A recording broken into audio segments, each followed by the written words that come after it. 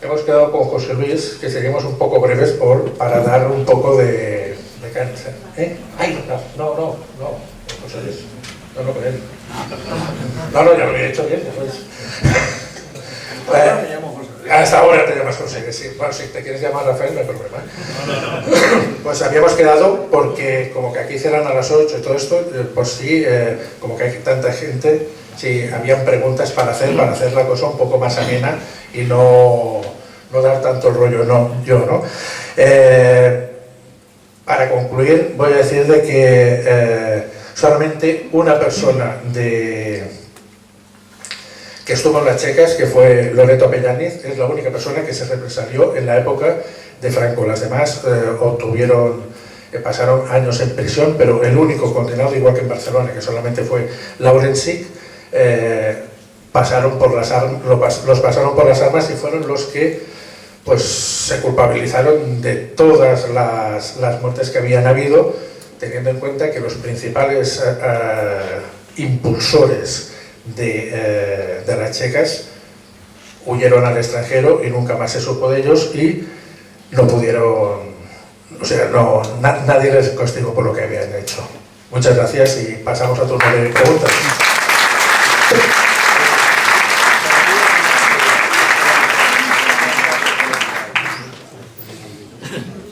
Vamos por turno, sí. Y luego...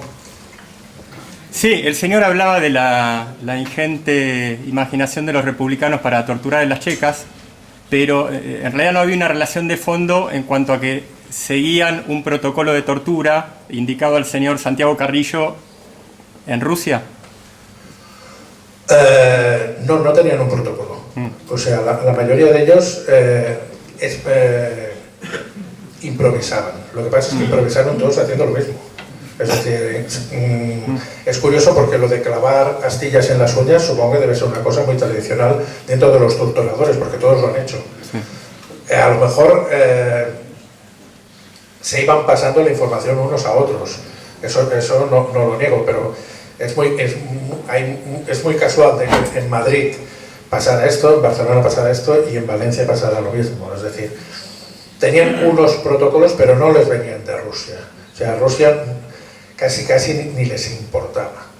Es decir, por ejemplo, en Barcelona el anarquismo es el que Durruti, que era el cabeza visible del anarquismo, él decía que lo único que él necesitaba era una fosa y una pistola. O sea, él no quería dejar a nadie que no pensara como él. O sea, él no necesitaba la tortura.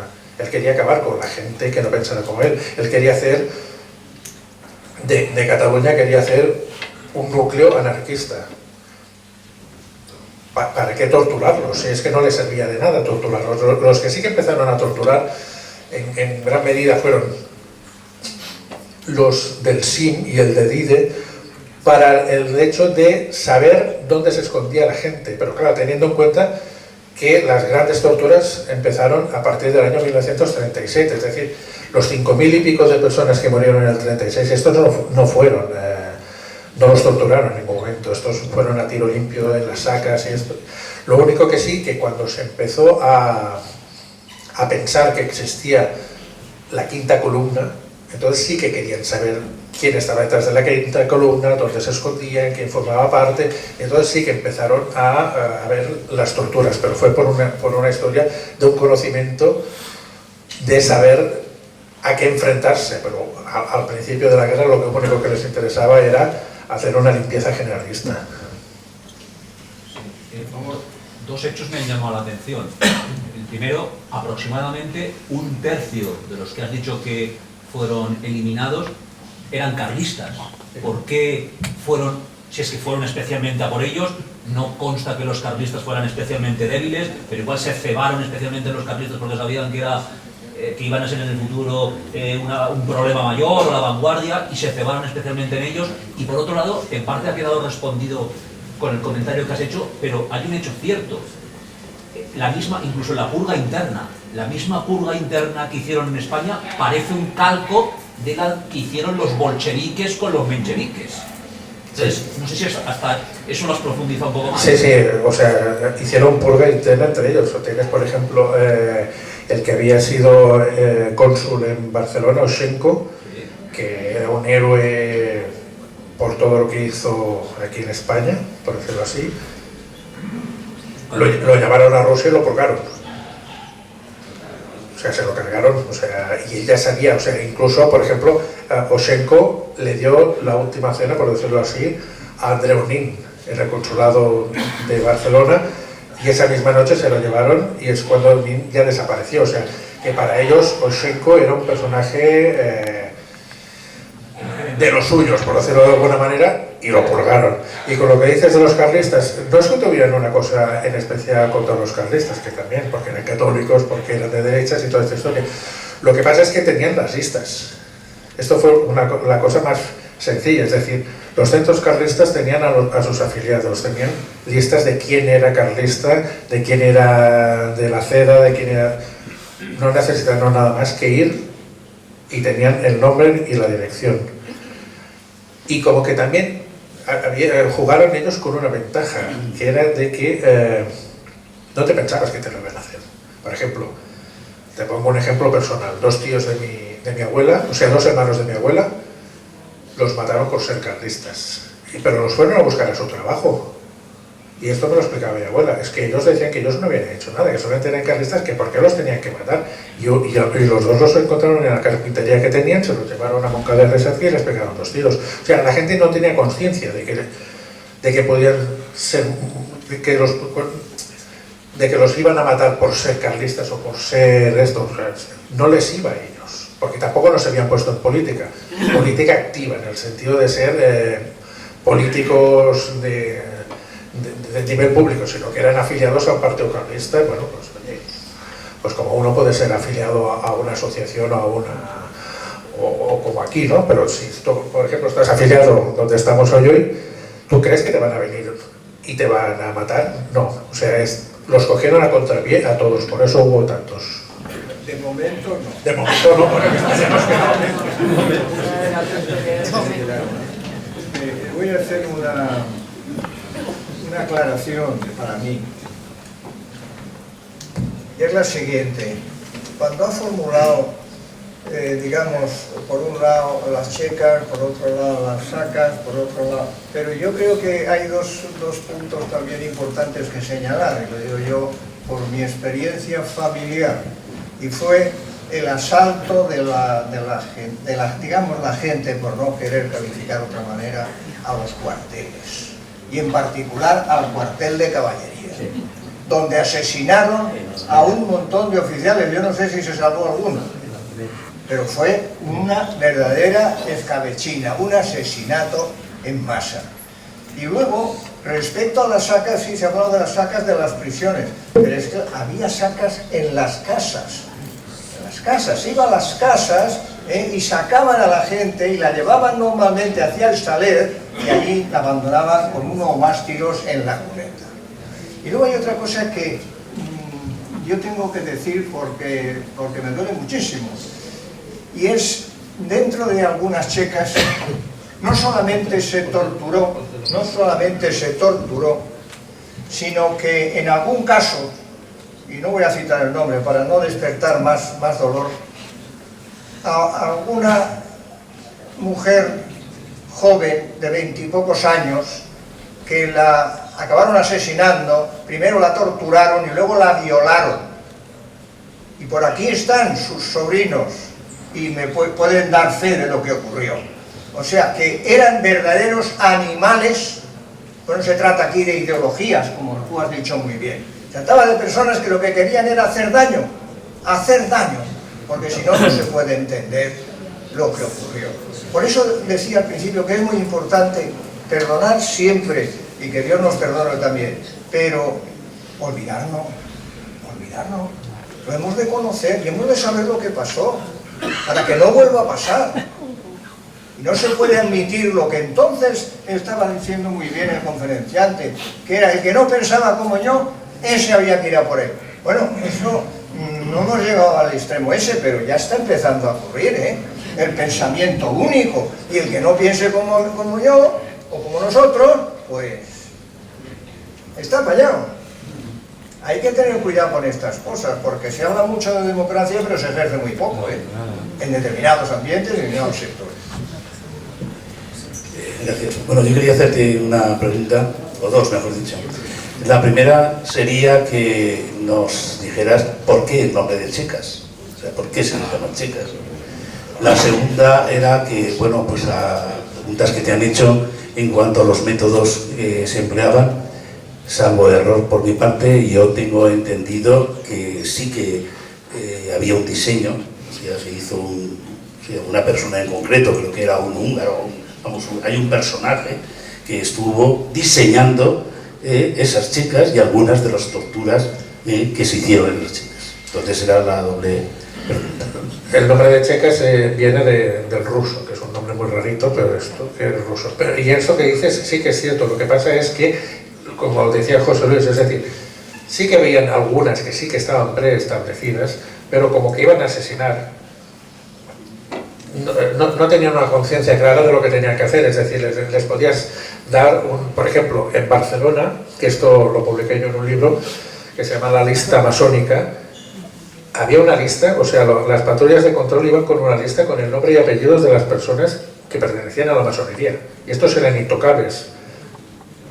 Podía haber la saca, como decía muy bien José Luis, en el piso de al lado, pero en este, como que vivía un hermano de la logia, a este no lo tocaban. Y se han dado casos, cuando yo hice el libro, que habían 6 hermanos de 6 que estaban en la lista, que los hermanos sí que los mataron porque no eran masones. O sea, tú tenías una patente de corso, por decirlo así, siendo masón, de que no te mataban.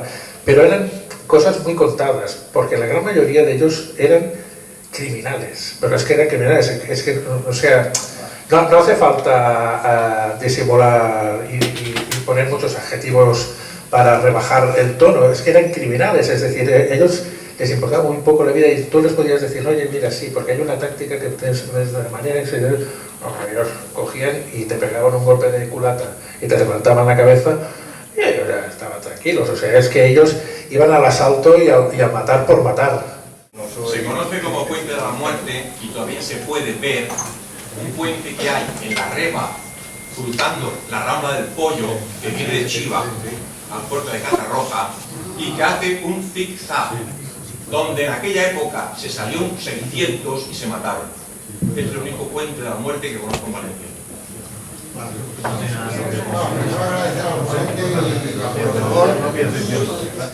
Sí, no, en eso tienes razón. O sea, el nombre de Checas, digamos, podemos decirlo que es como una cosa generalista, ¿no? Pero lo que tú dices, sobre todo en los pueblos, era una cosa de aquellas que era de cajón, es decir, y más en un pueblo, es decir, que todo el mundo se conoce. Y hay las rencillas, digamos, de que uno con el otro, y saben todos los que iban a misa en aquel momento, y sabían el que era del Partido Comunista, el que era de la CNT, y el que era, o sea, no te podías esconder. En Valencia a lo mejor te puedes esconder más, en Barcelona también, y en Madrid podías esconderte más, pero en un pueblo, si eran 100 o 200 habitantes, era jotas. Habían veces, ocasiones, pues después decían con una tristeza enorme, no es esto, no es esto. Por ejemplo, Ortega y Gasset, por ejemplo, Unamuno. Es decir, hay muchos. Porque claro, es una cosa decir la República, lo que es que para nosotros, y yo soy también del 40, pues como hemos oído a nuestros padres y nuestros abuelos, los que tienen la suerte de haberlos podido oír, la República significaba el desorden, el asesinato, el caos. Pero para el resto del mundo no significaba eso, ni tenía por qué hacerlo. Había pedido la palabra Bueno, primero... Sí, yo empiezo una pregunta. Con la ley de los asesinados, ¿sabes cómo está devaluado los juzgados? había pedido la palabra usted, ¿no? Primero, dar las gracias porque usted debe haber 1000 personas en España, dependientes. Y no sé, le animo a que mande ese libro tanto a Valencia, a la Generalitat, a Cataluña. Yo la acompaño si quiere. Y segundo, bueno, mi padre nació en un pueblo pequeño, yo Madrid, y pasó lo que te dice también. En su momento mandamos al alcalde, al cura y a la maestra, y de ahí te comentan un poco en pequeñas palabras, en secreto, lo que haya pasado, pero nunca se había perdonado antes de quedarse en la cama. Lo que usted dice, de verdad, y además no eran las chicas, era simplemente este ha sido, la mundial. Además, era un pueblo pequeño donde todos se conocían. No había forma de escaparse. Gallego como Sevilla. Sí, Es que el problema era este, que como que era un pueblo pequeño, todos se conocían, no te podías escapar. Claro. Y ahí tenían una ventaja. Sí, pero bueno, te decían, todos se conocían, sabían quién había delatado y quién no, pero todos se perdonaron. Sí, exactamente, todos se perdonaron. Es que esta es una de las grandezas, digamos, del final de la Guerra Civil, que hubo un gran perdón generalizado, y que después, como decía antes Rafael, en el 78 hubo otra reconciliación, que ya había habido esa reconciliación, solamente acabar la guerra, y el brote este que tenemos ahora es por culpa tanto de Zapatero como de Sánchez, que han querido revivir una cosa que ya estaba perdonada por la gente desde hacía muchísimo tiempo. O sea, no había una gran herida de la Guerra Civil, porque hubiera podido haber una masacre brutal. Es decir, solamente por poner un ejemplo, que dicen que Franco era muy malo, ahora no se podrá decir porque ya te ponen en la cárcel, pero bueno, esta es otra historia. Sí, pero por ejemplo, en Cataluña hubo casi 10.000 personas asesinadas en la retaguardia.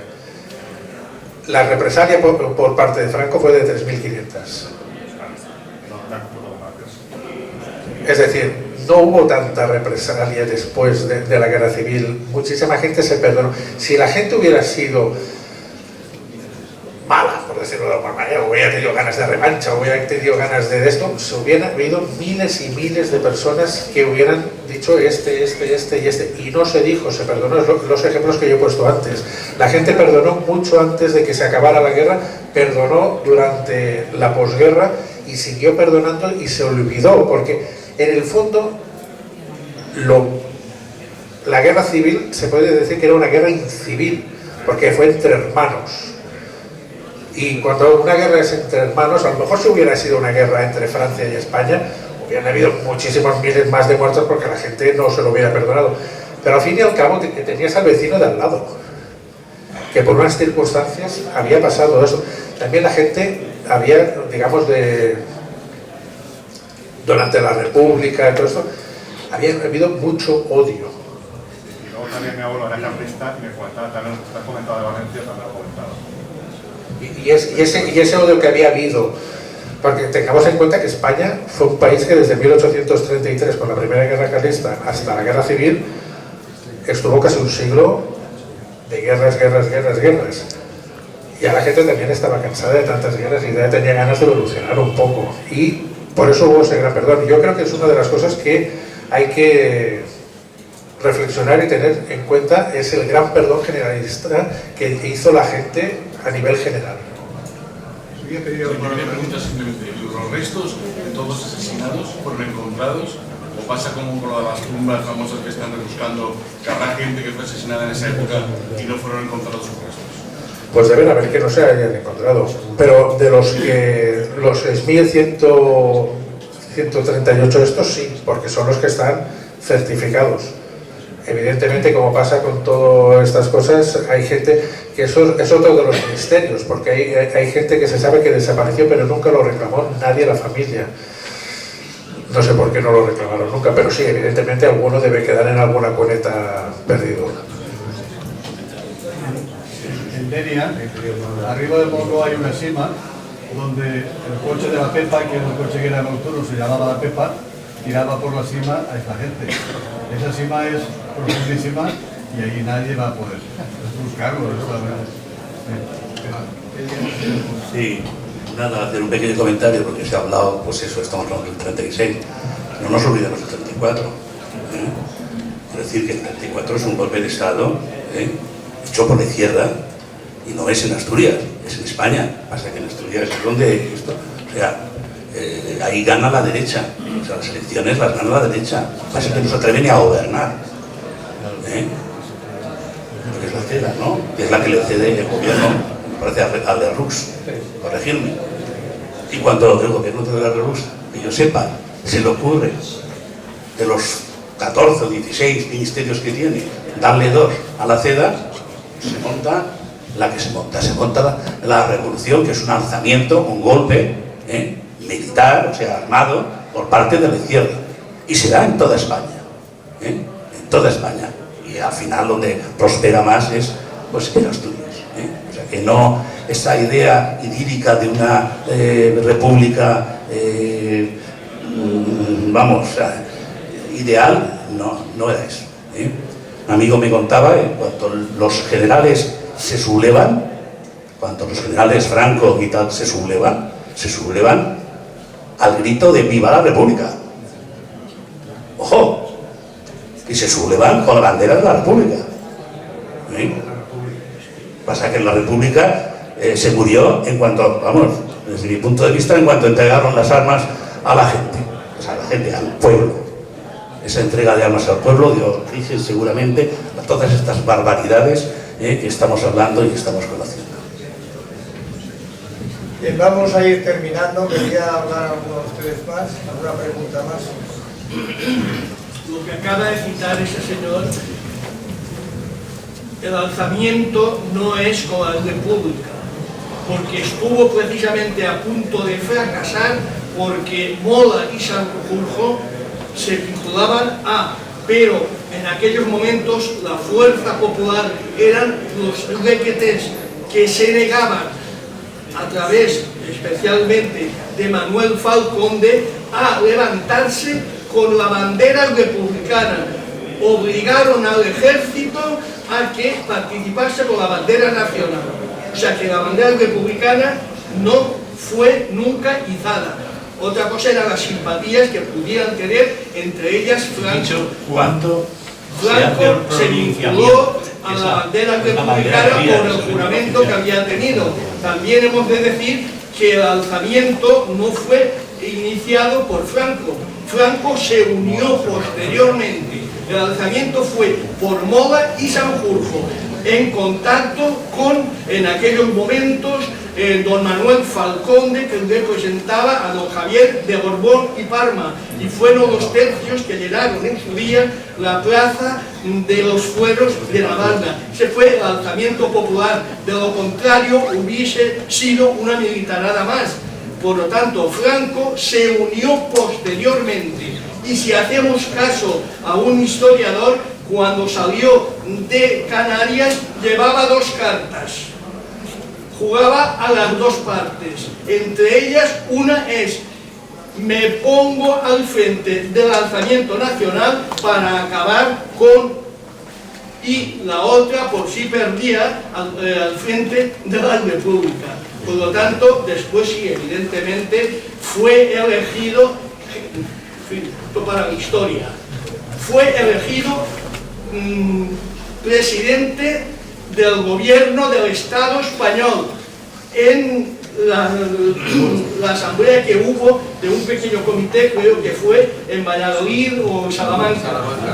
Y mientras fue a la imprenta, su hermano falsificó el acuerdo y pasó a ser jefe del Estado español en vez de jefe del gobierno español. Esto es para que la historia sea precisa. Eso no quiere decir después los méritos o no méritos que puedan tener, pero la historia, bien dicha, es decir las cosas tal como sucedieron. Muy bien, muchas gracias. Solo dos palabras. El tema es complejísimo, es inacabable y hay muchos bandos. Piense en un momento en el capitán general que había en sus momentos en Valencia, Martínez Monge, un tibio que permitió que saltaran la Alameda y murieran aquellos oficiales y suboficiales. ¿Y quién era Martínez Monge? ¿Quién llevó como teniente coronel el expediente Picasso del desastre de Anual? ¿Qué juntero era Martínez Monge y no admitía a los africanistas? Si toda una guarnición como Valencia, con todo el ejército preparadísimo que había aquí, se levanta también, no hay guerra. Oye, una pregunta más y terminamos, venga. Bueno, yo he vivido y he sufrido la guerra civil. Tengo 91 años. Enhorabuena.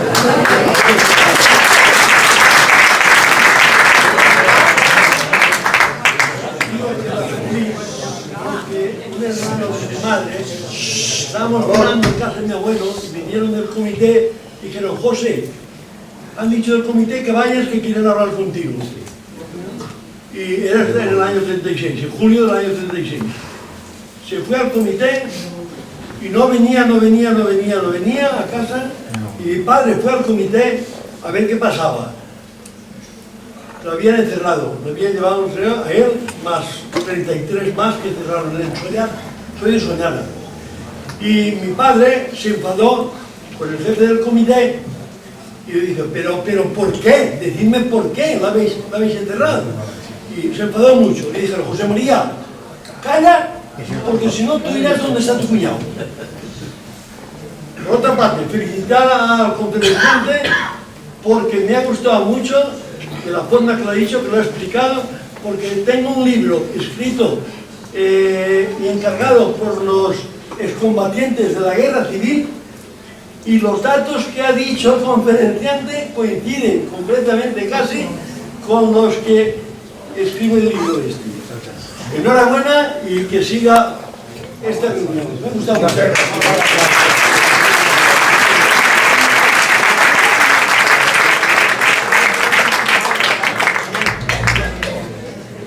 Yo les voy a proponer una cosa para terminar.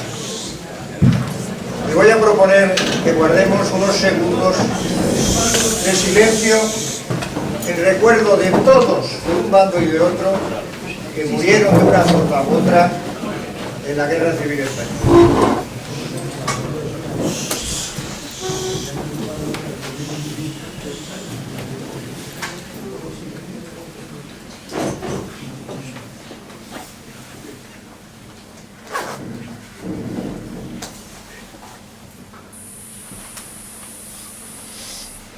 Bien, muchas gracias por su asistencia.